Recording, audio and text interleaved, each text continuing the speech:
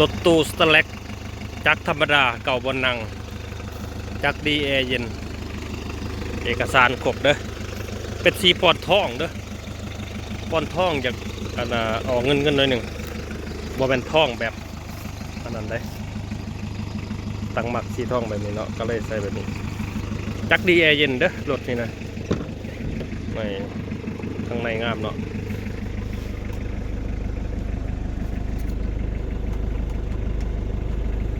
จักรดีแอร์เย็นแกดังดับเบิลโลงามกระจกกระดีปัจจุบันเด้อเบาะครบเนาะเบิ่งหอบคัด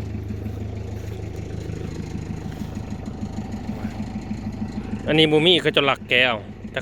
แกไปทางใดบูปกติก็มีไฟอยู่นี่ในทางหลังประมาณนี้เนาะอันนี้เป็นเติงใส่ผ้านี่พื้นมันเป็นแบบนี้เนาะแอร์เย็นเด้อปิดนี่แก็บมับ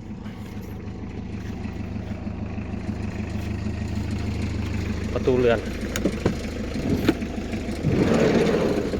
อีกฝืดนิดนึงข้างหน้า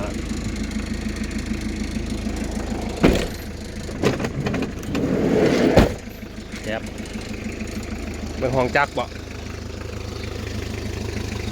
เบิ่งห้องจักรหน่อยหนึ่งเนาะ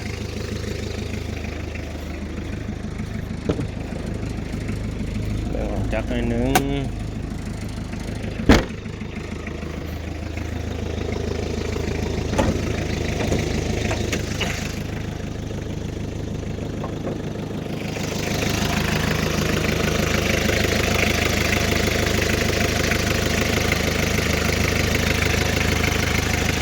จักรดีเนาะ